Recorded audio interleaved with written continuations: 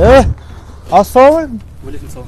Не болды? Қопарып кетіп баратсың бірем. Ашулысың ғой. Топ кеттім өлең. Қойып кеттің? Асыл өлең, міне. Асыл өлең? Ой. Топ кеттім, міне. Молодец, жібіңмен шықсың, әкел онда жібіңді. Жүр кеттік. Жүр, ашыласың ба? Иә. Жүр, көмектесем саған. Мынау мықты бол. Давай, сені көтереді мынау. Давай, дайынсың ба? Дайынмын. Енді әке, қолыңды бер маған. Оқисың ба? Иә, мына. Айбай! Күйдің бе? Жаның тәтті, болмайтын бір секундсыз қашдай алмайсың ғой сен бәке? Мына істеп отқан амалың бар ғой? Бұдан да мәңгілік отқа жағатын білесің ба? Бауырым, айтшы, сен кімсің? Аллахтың бұйрығына қарсы шығатын? Өмірде бір болмайтын сынақты айдасыңдар да күйем, өлем деп шығасыңдар. Ал мынау шешілетін амал емес. Бұл сенің наоборот тозаққа түсіретін амал. Отқа жағады. Асыл дініміз айтқан емес пе? Өз-өздеріңе қол жұмсамаңдар деген. Ал өз-өзіне қол жұмсау, ол үлкен күнә деген.